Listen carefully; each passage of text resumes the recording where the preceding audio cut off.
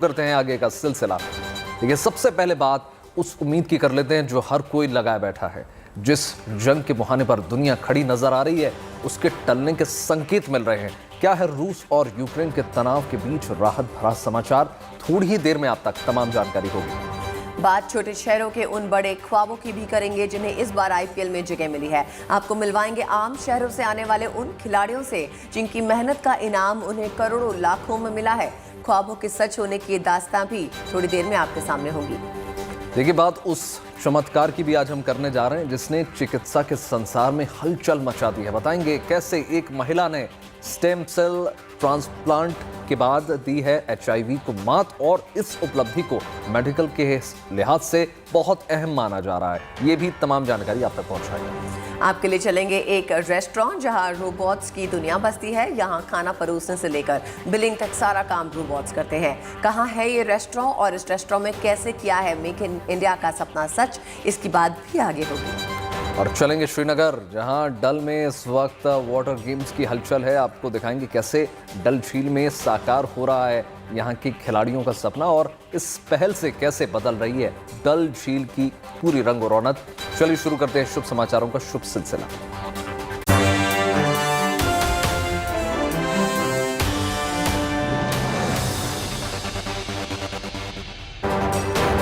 तो सबसे पहले बात उस खबर की जिसे लेकर तमाम तरह की आशंकाओं का बाजार गर्म है। सवाल उठ रहे हैं, क्या दुनिया बड़ी जंग की ओर बढ़ रहा है?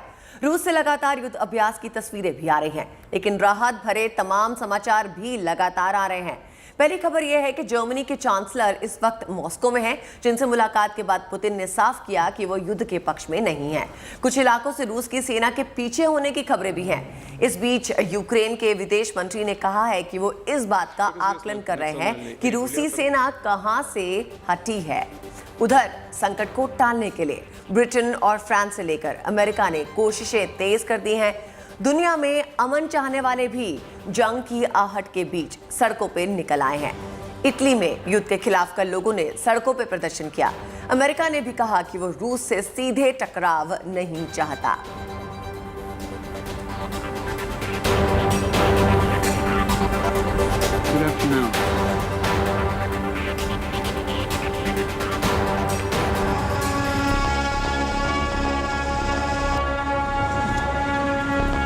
रूस के रक्षा मंत्रालय की तरफ से जारी इस वीडियो में रूसी सैनिक टैंकों पर चढ़ते हैं, फिर वो बारी बारी से अपने टैंकों को ट्रेन पर चढ़ा देते हैं।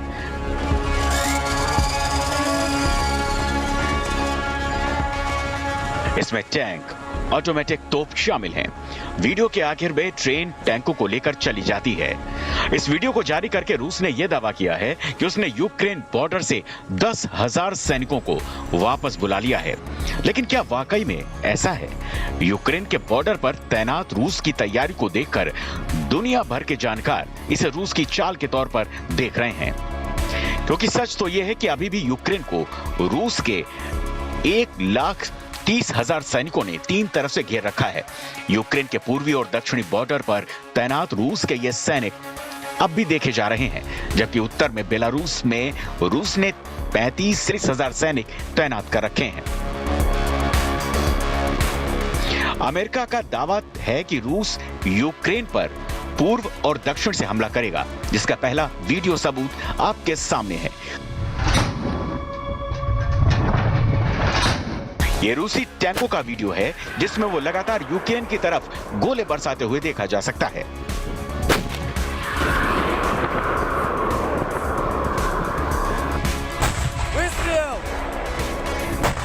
रूस के सैनिक अपनी तोप से गोला बारूद भरने की प्रैक्टिस कर रहे हैं। ये देखिए,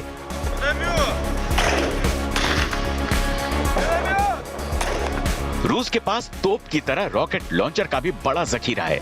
रूस के ताकतवर रॉकेट लॉन्चर दुश्मन की सेना को बड़ा जख्म देने की ताकत रखते हैं, जिसे रूस यूक्रेन पर बरसाने को तैयार है। रूस की सेना लगातार हमले की तैयारी करती दिख रही है। उसके टैंक और रॉकेट लॉन्चर आग बरसा रहे हैं। रूस ने सिर्फ टैंक और तोप ही जंग के लिए तैयार नहीं रखे हैं, उसने अपना सबसे शक्तिशाली हथियार भी यूक्रेन बॉर्डर पर तैनात कर दिया है। रूस का यह वही S-400 मिसाइल डिफेंस सिस्टम है जिसका जवाब किसी भी मुल्क के पास नहीं है। अमेरिका भी अब तक इसकी काट नहीं खोज पाया है। सारी दुनिया को पता है कि जंग में अगर S-400 का इस्तेमाल हुआ तो क्या होगा। इसीलिए जब यूक्रेन बॉर्डर पर इसे तैनात किया गया तो फिर अमेरिका ने भी मान लिया कि अब जंग कभी भी शुरू हो सकती है। अब तक दुनिया रूस को समझा नहीं पाई है। पुतिन अड़े हैं और उनके इरादों को उनके अटैक बॉम्बर की ये सैटेलाइट तस्वीरें काफी हद तक दिखाने के लिए काफी हैं। दावा है कि रूस ने अपने 65 अटैक हेलीकॉप्टरों को जंग में तैनात कर दिया है, जिसमें रशियन Mi-28N और Ka-52 अटैक हेलीकॉप्टर शामिल है। अमेरिका लगातार रूस पर नजर रख रहा है। उसकी सेना पर सैटेलाइट की नजर है जो बता रही है कि रूस पीछे हटने वाला नहीं है, क्योंकि रूस की सेनाएं उत्तर हो या पूर्व या जमीन हो या फिर समंदर, यूक्रेन को दबोचने के लिए हर जगह पूरी तैयारी में है। इस बीच यूक्रेन की सरकारी साइटों और प्रमुख बैंकों पर साइबर हमला हुआ है, लिहाजा ऑनलाइन भुगतान तक रुक गए हैं। यूक्रेन का मानना है कि यह रूस की शरारत हो सकती है। सच क्या है, पिक्चर पूरी तरह से क्लियर नहीं है, लेकिन जो दुनिया के सामने है वो ये कि रूस यूक्रेन पर हमला करेगा। इसका खतरा पिछले साल से ही शुरू हो गया था। रूस भी तभी से इसकी तैयारियों में जुटा है। रूस ने इसी इरादे से यूक्रेन की चारों तरफ से घेराबंदी की है, लेकिन अब खुद रूस दावा कर रहा है कि वो अपने सैनिकों को वापस बुला रहा है। जाहिर है इसे फौरी तौर पर युद्ध का संकट टल जाना माना जा सकता है, लेकिन रूस ने क्या वाकई यूक्रेन पर हमले का इरादा बदल दिया है, ये अभी भी पूरी तरह से नहीं कहा जा सकता। Bureau report, good news today. आज संत रविदास जी की जयंती है। संत रविदास का जन्म वाराणसी में हुआ था। संत रविदास का जीवन एक आत्मज्ञान, एकता, भाईचारे को समर्पित रहा। उन्होंने जाति प्रथा जैसी कुरीतियों पर जीवन भर प्रहार किया। उनके दोहे उनकी अनुयायियों के लिए अमृत वचन माने जाते हैं। उनके अनुयायी खुद को रविदासिया समुदाय का मानते हैं। इस मौके पर प्रधानमंत्री नरेंद्र मोदी दिल्ली के करोल बाग के श्री गुरु रविदास विश्राम धाम मंदिर पहुंचे हैं, जहां वो प्रार्थना कर रहे हैं। इसके अलावा पंजाब के मुख्यमंत्री चरणजीत सिंह चन्नी वाराणसी पहुंचे, जहां उन्होंने संत दरबार में मत्था टेका और संत निरंजन दास का उनके पैर छूकर आशीर्वाद लिया। तो ये 3 तस्वीरें आपके टेलीविजन स्क्रीन पर। कितना महत्वपूर्ण आज का दिन।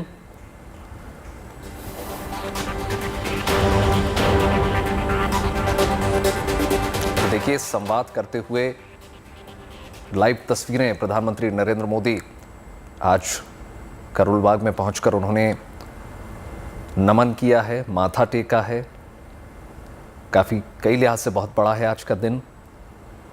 विश्राम धाम पहुंचे नरेंद्र मोदी। ये देखिए, आरती करते प्रधानमंत्री।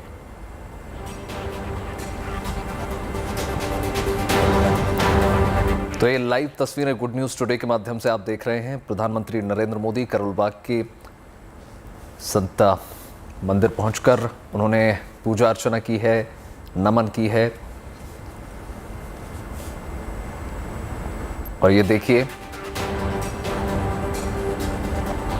भगवान भक्ति में लीन नजर आ रहे हैं प्रधानमंत्री नरेंद्र मोदी।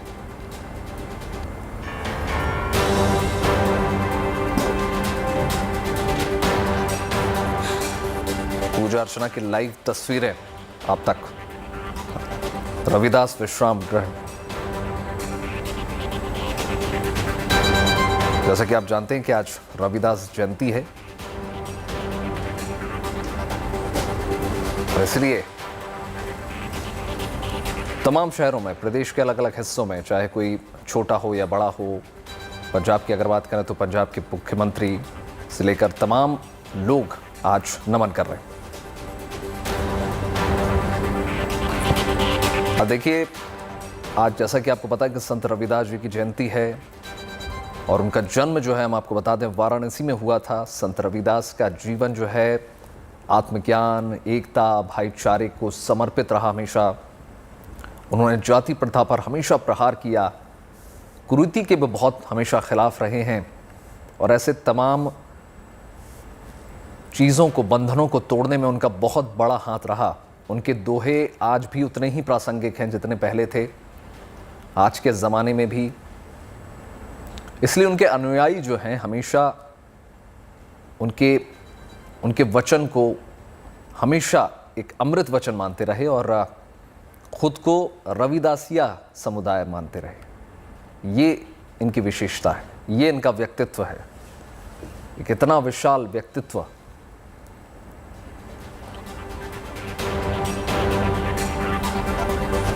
उनके प्रशंसक, ये लाइव तस्वीरें आपको दिखा रहे हैं। पहले अभिनंदन करते हुए पहली तस्वीर में प्रधानमंत्री नरेंद्र मोदी, भेंट स्वरूप प्रतिमा दी गई उनको, जिन्होंने सहृदय स्वीकार किया। पहली तस्वीर में आप देख रहे हैं संत रविदास जी की प्रतिमा को, मूर्ति को सहृदय स्वीकार करते प्रधानमंत्री नरेंद्र मोदी।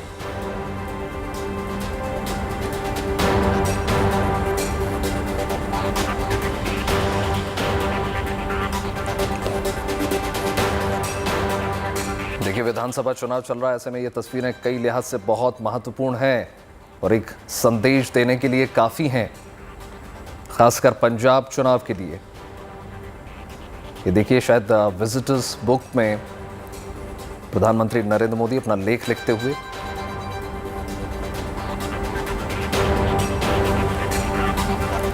हम आपको बता दें कि संत रविदास का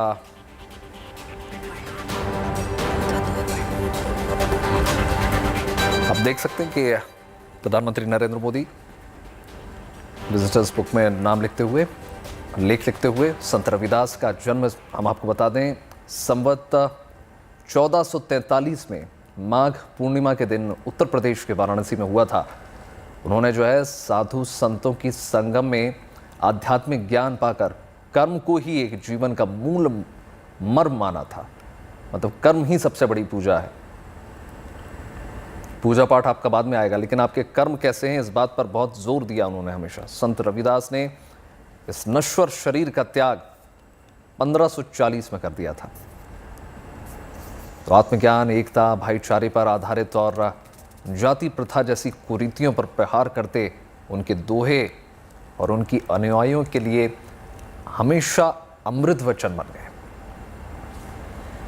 लाइव तस्वीरें गुड न्यूज टुडे में आप देख रहे हैं। प्रधानमंत्री नरेंद्र मोदी अभिवादन करते हुए और मुस्कुराकर सबसे मिलते हुए।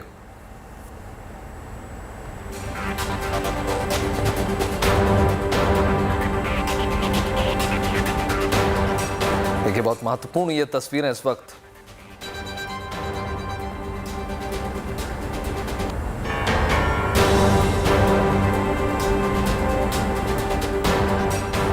जैसे उन्होंने विचार किया आज यहाँ प्रस्थान करने का और नमन करने का, उनका स्वागत किया गया।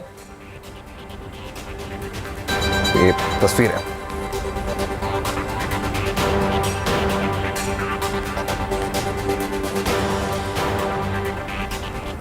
तो ये थे प्रधानमंत्री जो संत रविदास मंदिर करोल बाग पहुंचे थे। अब आगे बढ़ते हैं और बात करते हैं क्रिकेट की।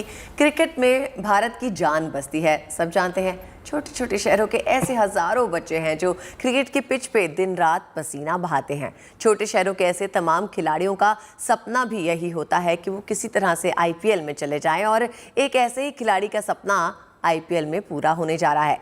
ऐसे एक नहीं कई किस्से हैं जहां छोटे शहरों से निकले युवा खिलाड़ी आईपीएल के मंच पर दस्तक दे रहे हैं। देखिए हमारी एक खास रिपोर्ट और जानिए।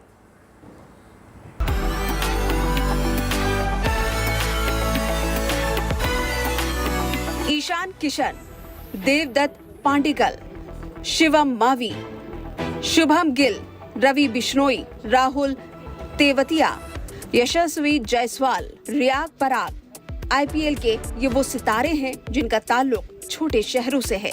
छोटे शहरों में बड़े ख्वाब देखने वाले कई सितारे इस बार भी आईपीएल की महफिल में रंग जमाने को बेताब हैं। इन अनजान चेहरों के एक नहीं कई किस्से हैं जो आईपीएल मेगा ऑक्शन में कामयाबी की अद्भुत नजीर बनकर उभरे हैं। उन्हीं में से एक किस्सा है यूपी के लिए खेलने वाले यश दयाल का। यश एक मैच के लिए गुरुग्राम के अपने होटल में क्वारंटीन थे।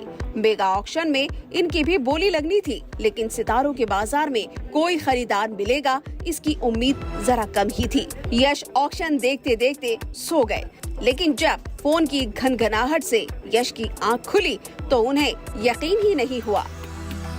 20 लाख की श्रेणी वाले इस अनकैप्ड प्लेयर को गुजरात टाइटंस ने 16 गुना ज्यादा कीमत पर खरीद लिया था। इस तरह आईपीएल के बाजार में यश की कीमत आंकी गई 3 करोड़ 20 लाख रुपए। गांव के गलियारों से निकले, छोटे शहरों के मोहल्लों से उभरे उन चंद सितारों से भी हम आपको रूबरू कराते हैं जिन्होंने आईपीएल सीजन 15 में एंट्री मारी है। आगरा के विकेटकीपर बल्लेबाज ध्रुव जुरेल को राजस्थान रॉयल्स ने 20 लाख रुपए के बेस प्राइस पर खरीदा है। सिवनी के मोहम्मद अरशद खान मुंबई इंडियंस का हिस्सा बने हैं। उन्हें मुंबई ने बेस प्राइस 20 लाख रुपए में खरीदा है। 24 साल के Arshad Khan left arm medium pacer हैं और सिवनी के गोपालगंज के रहने वाले हैं। ऐसा लग रहा है जैसे एक उत्सव चल रहा है। गांव बस्ती के लोग भी बहुत खुश हैं, शहर के लोग भी बहुत खुश हैं। इसकी शुरुआत का जहाँ तक सवाल है तो बचपन से ही 8 साल की उम्र से उसके अंदर एक क्रिकेट दिख रही थी और मेरे घर के अंदर मेरे परिवार में क्रिकेट का एक माहौल था। जोधपुर के शुभम शंकर के पिता चाहते थे कि वो अधिकारी बने। उनसे बाकायदा इंजीनियरिंग करवाई गई, लेकिन शुभम के दिल में तो क्रिकेट बसा था। क्रिकेट से इश्क का सिला उन्हें मिला आईपीएल की नीलामी में। शुभम को राजस्थान रॉयल्स ने 20 लाख के बेस प्राइस में खरीदा। कोचेज ने मेरे पिछले 5-6 साल से कंटिन्यू मेरे पे वर्क कराया और मेरे कॉन्फिडेंस दिया है आगे बढ़ने का। कितने घंटे तक आप डेली जो है नेट पे पसीना बहाते थे? सर ऑलमोस्ट सुबह शाम ग्राउंड ही रहते थे, मतलब 8-9 घंटे मान लो दिन के। आगे किस तरह का लक्ष्य देखते हैं? आगे वैसे इंडिया खेलना, इंडिया के लिए मेहनत करनी है। फहरिस्त काफी लंबी है। छोटे शहरों से ऊंची उड़ान भरने वाले इन युवाओं की खनक आईपीएल के बाजार में खूब सुनाई दी है। आर साई किशोर यूं तो वेस्टइंडीज के खिलाफ T20 सीरीज में रिजर्व खिलाड़ियों में शामिल है, लेकिन तमिलनाडु के इस उभरते खब्बू स्पिनर को गुजरात टाइटंस ने 3 करोड़ की बोली लगाकर अपने पाले में शामिल किया है। हैदराबाद की बल्लेबाज तिलक वर्मा को मुंबई इंडियंस ने 1 करोड़ 70 लाख रुपए की कीमत में इस सीजन अपने पूल में शामिल किया है। इन युवाओं के ख्वाबों को आईपीएल ने जो मंच दिया है, उसके जरिए यकीनन आने वाले वक्त में दुनिया क्रिकेट के मैदान यंगिस्तान की धमक देखेगी, ख्वाबों को कामयाबी का आसमान चूमते देखेगी। सिवनी से पुनीत कपूर और जोधपुर से अशोक शर्मा के साथ bureau report, good news today. IPL की पिच पर सपनों की उड़ान का एक ऐसा ही नाम है वैभव अरोड़ा। वैभव को आईपीएल 2022 के मेगा ऑक्शन में पंजाब किंग्स ने 2 करोड़ रुपए में खरीदा है। क्रिकेट के मैदान पर अब अंबाला का ये लाल पंजाब की तरफ से कमाल करता नजर आएगा। दिल में जुनून हो और लगन मेहनत करने की हो तो दुनिया का हर लक्ष्य पाया जा सकता है। यही सिखाती है 24 साल के क्रिकेटर वैभव अरोड़ा की शख्सियत। पंजाब के अंबाला में डेयरी मालिक गोपाल अरोड़ा के घर 1997 में पैदा हुए वैभव ने आज अपनी मेहनत से अपने घर को करोड़पति बना दिया है। 2022 के आईपीएल के मेगा ऑक्शन में वैभव को पंजाब किंग्स ने 2 करोड़ रुपए में साइन किया।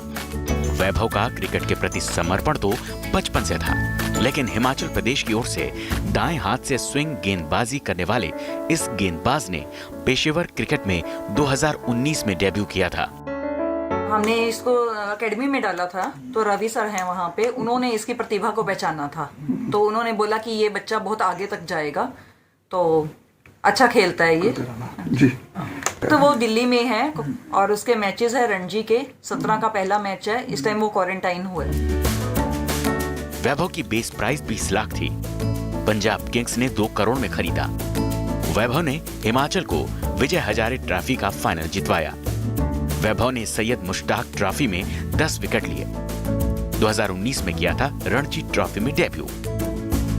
2021 में वैभव कोलकाता नाइट राइडर्स स्क्वाड का हिस्सा थे, लेकिन इस बार पंजाब का ये लाल पंजाब के लिए ही खेलता नजर आएगा। तो वैभव की इस कामयाबी पर आज पूरा अंबाला जश्न मना रहा है। वो IPL की टीम पंजाब किंग्स 11 के लिए सिलेक्ट हुआ है एज ए फास्ट बॉलर, और उसको अमाउंट 2 करोड़ का अमाउंट हुआ है। और हमारी आगे इच्छा है कि वो इंडिया के लिए खेले और ब्लू जर्सी में आए। दिल में सपना बड़ा था, इसीलिए 5 साल पहले हुआ एक्सीडेंट भी वैभव का रास्ता नहीं रोक पाया। 3 बार वैभव पंजाब की अंडर 19 टीम का हिस्सा रहे। 2020 में पंजाब किंग्स में नेट बॉलर के रूप में शामिल हुए। 2021 में नाइट राइडर्स ने 20 लाख में खरीदा, लेकिन आज 2 करोड़ की भारी भरकम रकम के साथ वैभव पंजाब किंग्स का हिस्सा बन चुके हैं। अंबाला से कमलप्रीत सपरवाल के साथ bureau report, good news today. हुनर और रचनात्मकता जब साथ मिलते हैं तो कमाल हो जाता है। अगली कहानी बिहार के औरंगाबाद के शशिकांत ओझा की है, जिनके हाथों में जादू है। वो जब लोहे, स्टील या फिर किसी भी मेटल के स्क्रैप को हाथ लगाते हैं तो ऐसी कलाकृतियां जन्म लेती हैं जिन्हें देखकर लगता है कि ये बस अभी बोल पड़ेंगी।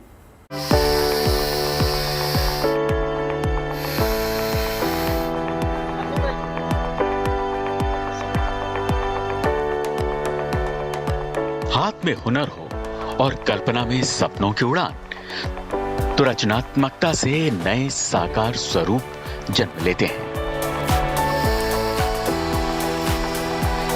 शिल्प कलाकार शशिकांत ओझा और स्क्रैप का रिश्ता भी कुछ ऐसा ही है।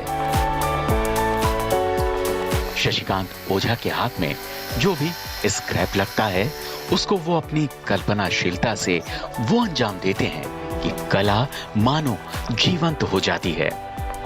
स्कल्पचर शहर के पार्क में लगी श्वेत अश्व की मूर्ति हो या फिर मेक इन इंडिया वाले बाघ की,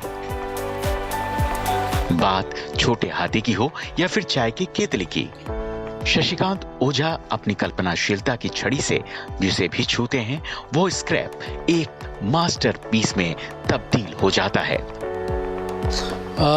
मैं जमशेदपुर में पिछले 6 साल से रह रहा था और वहाँ पे एक छोटा आइटम हमने शौक से ही बनाया। हमारा एक स्टेनलेस स्टील का यूनिट था, तो वहाँ एक शंख हमने बनाया था only out of ball bearings.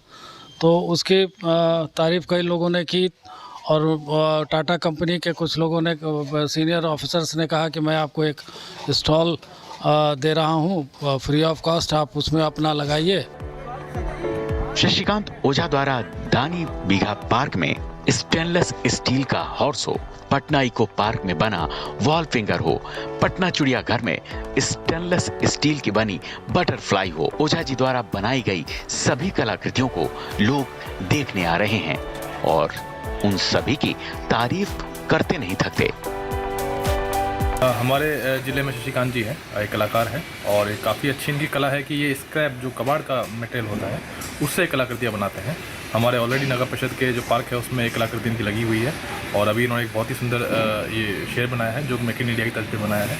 और भी काफ़ी सारी इन्होंने कलाकृतियाँ यहाँ पे बनाई हुई हैं, काफ़ी लोग इस्तेमाल कर रहे हैं, दूसरे ज़िले में भेजी जा रही है। काफ़ी लोगों को इससे रोजगार भी मिल रहा है। हम लोग इनको शुभकामनाएँ देंगे और जो संभव हम लोग इनका मदद कर सकते हैं मौका। शशिकांत ओझा की अब इच्छा है कि औरंगाबाद या बिहार में कहीं भी एक स्कल्पचर पार्क का निर्माण हो जो चंडीगढ़ के रॉक गार्डन से भी बेहतरीन होगा। उनके मस्तिष्क में 1000 से ज्यादा वैरायटी है जिसे वो स्वरूप दे सकते हैं, जहां देश ही नहीं विदेशों से सैलानी आएंगे और बिहार के इस पार्क की खूबसूरती की चर्चा करेंगे। शशिकांत ने न तो कहीं कभी भी इस कला की कोई ट्रेनिंग ली, ये तो बस उनकी सोच का परिणाम है जिसे साकार करते करते आज वो पूरे देश में मशहूर हो चुके हैं। औरंगाबाद से अभिनेश कुमार के साथ bureau report, good news today. तकनीक का जमाना है, दुनिया टेक्नोलॉजी पर निर्भर है। ऐसे में रोबोट्स की मांग बढ़ी है। आपको अहमदाबाद के चाय वाले से मिलवाते हैं जो मेक इन इंडिया का रोबोट है। समोसे के संग चाय परोसता है, जिसके कैफे में संपर्क रहित सेवा का आनंद कस्टमर्स उठा सकते हैं।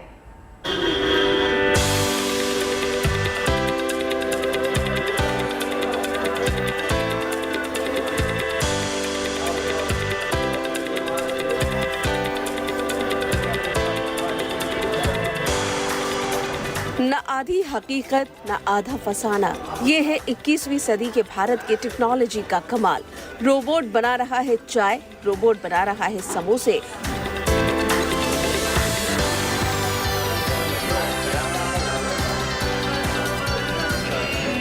क्वालिटी से नहीं कोई समझौता, चाय में चीनी न कम है न ज्यादा, समोसे में मिर्च है न मसाला ज्यादा।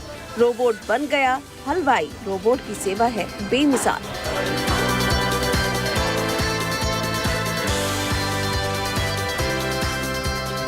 सुबह हो या शाम, गर्मी हो या बरसात, मुसाफिर हो या मोहल्ला वासी, गर्मा गर्म मिल रही है सबको चाय। समोसे का आलू कर रहा है कमाल।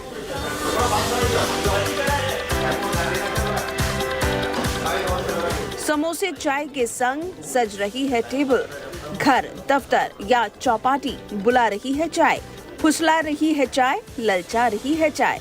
हर फ्लेवर की चाय है तैयार।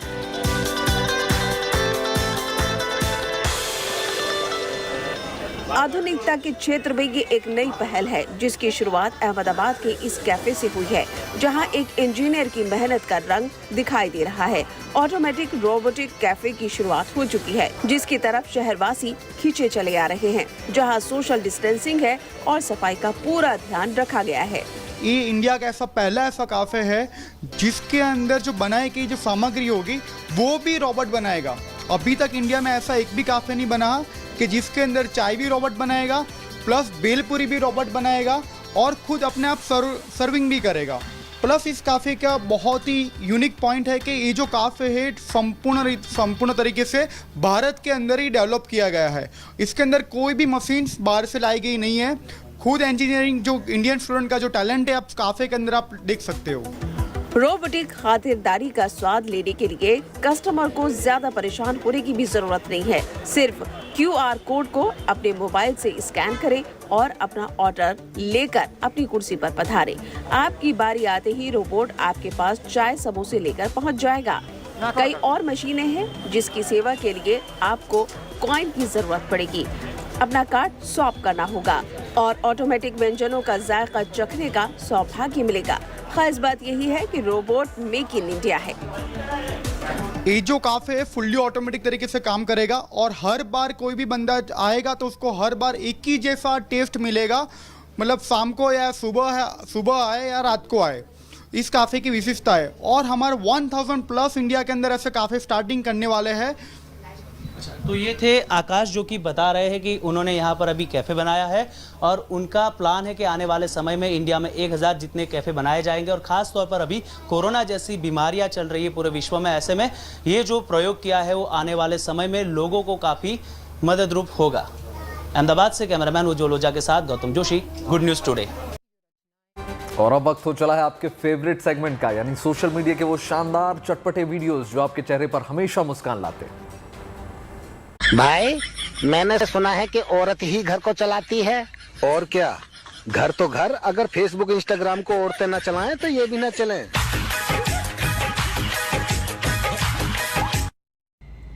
इसमें कोई शक नहीं है कि यूपी इलेक्शन कैंपेन में अखिलेश यादव ने योगी जी को कड़ी टक्कर दी है, पर मुख्यमंत्री तो कोई एक ही बनेगा। बढ़ाना, इधर आना। कहाँ रहते हो आजकल? मम्मी पापा के पास। और मम्मी पापा कहाँ रहते हैं? मेरे पास। और तुम और मम्मी पापा कहाँ रहते हो? पड़ोसी के घर के पास। अरे पड़ोसी और तुम सब कहाँ रहते हो? आस पास। भाई तू पास। गेट बंद कर दियो। तेरा नौकर हूँ। ऐसा ही समझ ले।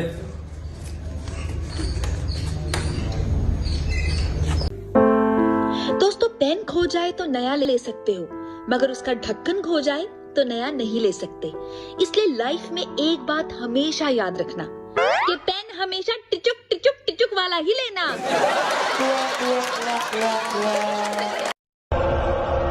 मेरे माँ बाप के हम 2 बेटे हैं, एक मर भी गया तो कोई बात नहीं। आज संगीत का संसार सूना हो गया। गायक और संगीतकार बप्पी लहरी अब हमारे बीच नहीं रहे। आज मुंबई के एक हॉस्पिटल में उन्होंने अंतिम सांस ली। उनकी उम्र करीब 69 साल की थी और प्रधानमंत्री नरेंद्र मोदी ने बप्पी दा को अपनी श्रद्धांजलि अर्पित की। वो सुरीली आवाज के वाले बप्पी लहरी का आज मुंबई के एक हॉस्पिटल में निधन हो गया। बप्पी दा के नाम से मशहूर आलोकेश लहरी महज 69 साल के थे। बताया जा रहा है कि बप्पी लहरी का निधन रात करीब 11 बजे हुआ। बप्पी लहरी पिछले काफी समय से बीमार चल रहे थे और मुंबई के एक हॉस्पिटल में उनका इलाज किया जा रहा था। बप्पी दा एक तरफ जहां अपनी सुरीली आवाज और बेहतरीन गानों के लिए जाने जाते थे, तो वहीं दूसरी तरफ बप्पी लहरी को सोना पहनना और हमेशा चश्मा लगाकर रखना बेहद पसंद था। बप्पी दा के निधन की खबर से बॉलीवुड और म्यूजिक इंडस्ट्री में शोक की लहर है। Entertainment desk, good news today.